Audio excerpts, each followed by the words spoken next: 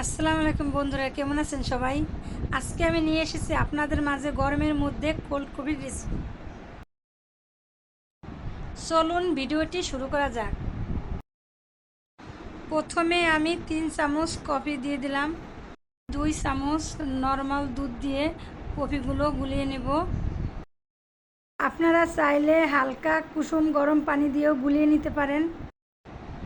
এখন 2.5 গ্লাস দুধ দিয়ে দেব। দুধগুলো আগেই জ্বালিয়ে আমি ঠান্ডা করে রেখেছিলাম। 3 চামচ চিনি দিয়ে দিলাম। দেখতেই পারছেন চামচটা একটু বড়। আপনারা আপনাদের স্বাদ মতন চিনিটা দিয়ে দেবেন। এগুলো 1 মিনিটের জন্য ব্লেন্ড করে নেব, যাতে চিনিটা গলে দুধের সাথে মিশে যায়।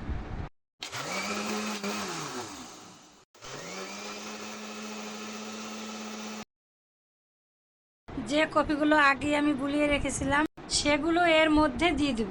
আর 5-6টা আইস কিউব আর 3 চামচ গুঁড়ো দুধ দিয়ে এগুলোকে কিছুক্ষণের জন্য ব্লেন্ড করে নিব। আমার ভিডিওটি আপনাদের যদি ভালো লেগে থাকে তাহলে আমার চ্যানেলটিকে সাবস্ক্রাইব করুন আর লাইক কমেন্ট শেয়ার করুন। যারা আগেই আমার চ্যানেলটিকে সাবস্ক্রাইব করেছেন তাদেরকে অসংখ্য ধন্যবাদ। দেখুন কফিগুলো কত সুন্দর হয়েছে। এখানে আমি 2টি গ্লাস নিয়েছি। পরিবেশন করার জন্য গ্লাস দুটি চকলেট সিরাপ দিয়ে সাজিয়ে নেব। যারা ফেসবুক থেকে দেখছেন তারা আমার পেজটিকে ফলো করুন। কফিগুলো গ্লাসে ঢেলে নেব। স্বাদের জন্য ভ্যানিলা আইসক্রিম দিয়ে দেব।